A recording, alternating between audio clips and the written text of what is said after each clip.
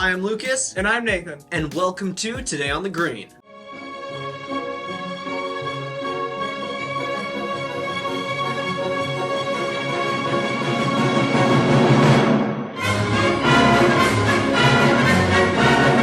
What's happening today? A WNBA player has just retired. More on that with Madison. Hi Bearcats! Diana Taurasi, the WNBA's all-time leading scorer, announced her retirement last Tuesday after an incredible 20-season career with the Phoenix Mercury.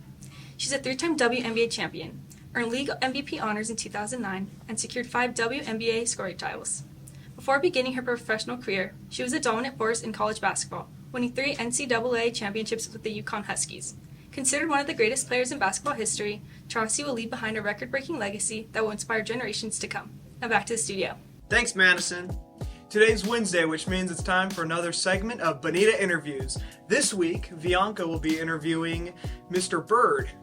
Take it away. And then you've been listening for a long time, so do you think there's any underrated rappers that should get recognition? Most definitely. One of my favorites, Rob Bass and DJ Easy Rock, were really, really important to my appreciation of rap early on, and I don't think they're kind of held in the same regard as some of the other rappers from their time period. I have a couple written down here. I also think that Rakim of Eric B. and Rakim, while is usually treated as a legend, I think mainstream has not gotten maybe the recognition.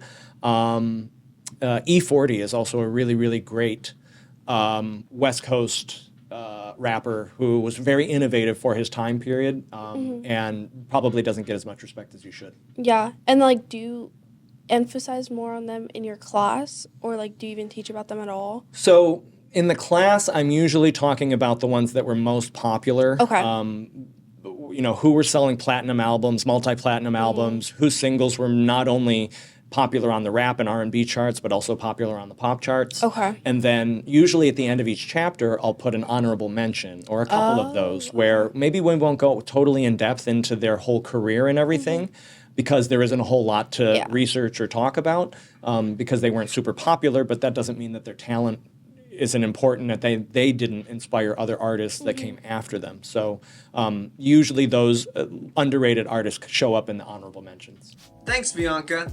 I'm not much a fan of hip-hop, but I do like IHOP. Well, that concludes today's episode of Today on the Green. Come back next time to see what's happening today on the green Tomorrow!